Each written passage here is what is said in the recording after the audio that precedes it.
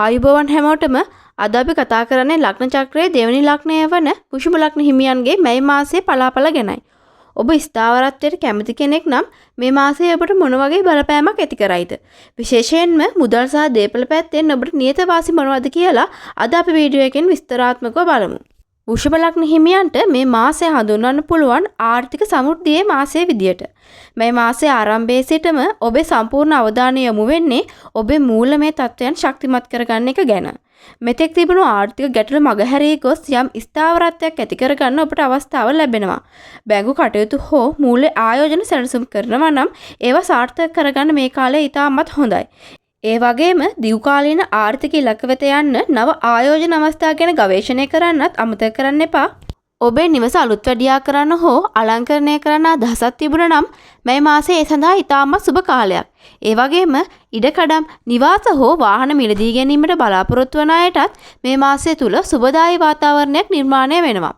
ඔබේ පෞද්ගලික වටිනාකම් සහ දේපල වැඩි කර ගැනීමට අවශ්‍ය පසුබිම මේ මාසයේදී විශ්වයෙන් යට ලබලා දීලා තියෙනවා. හිතේ සැනසීම පැත්තෙන් බැලුවොත් පවුලේ සමාජිකයන් සමග ගත කරන කාලය ඔයාට ලොකු මානසික තෘප්තියක් ලබා දෙනවා.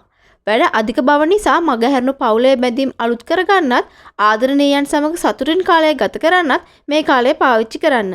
ඒ ඔබේ මානසික පීඩනය දුරු කරගන්නත් ලොකු උදව්වක් වේවි. සෞඛ්‍ය ගැන කතා කිරීමේදී වෘෂභ ලග්න හිමියන් මේ මාසයේදී උග්‍ර සහ ගෙල ආශ්‍රිත අපහසුතාව ගැන ටිකක් සැලකිලිමත් වෙන්න ඕන. ඒ වගේම ඔයාගේ ආහාර රටාව ගැන විශේෂ අවධානයක් යොමු කරන්න ඕන.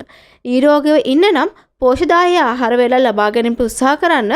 අධික සීතල හෝ උගුරට අහිතකර ආහාර වලින් වැළකී සිටීම වඩා සුදුසුයි. ශරීරයේ ප්‍රතිශක්තිය ගැන මේ මාසයේදී වැඩිපුර හිතන්න. සමස්තයක් විදිහට බැලුවොත් 2026 මැයි මාසය වෘෂභ ලග්න හිමියන්ට ආර්ථික ස්ථාවරත්වයත් පවුලේ සතුටත් උදා කර දෙන වාසනාවන්ත මාසයක්. ඉතින් මේ කාලයෙන් උපරිම ප්‍රයෝජන අරගෙන ඔයාගේ අනාගතය සාර්ථක කරගන්න.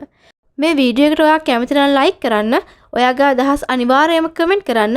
ඒ වගේම ඉදිරියටත් මේ වගේ තොරතුරු දැන ගැනීමට අපේ channel එක subscribe කරලා දිගටම අපිත් එක්ක එකතු වෙන්න. ඔබට ජයග්‍රාහී මේ මාසයක් වේවා.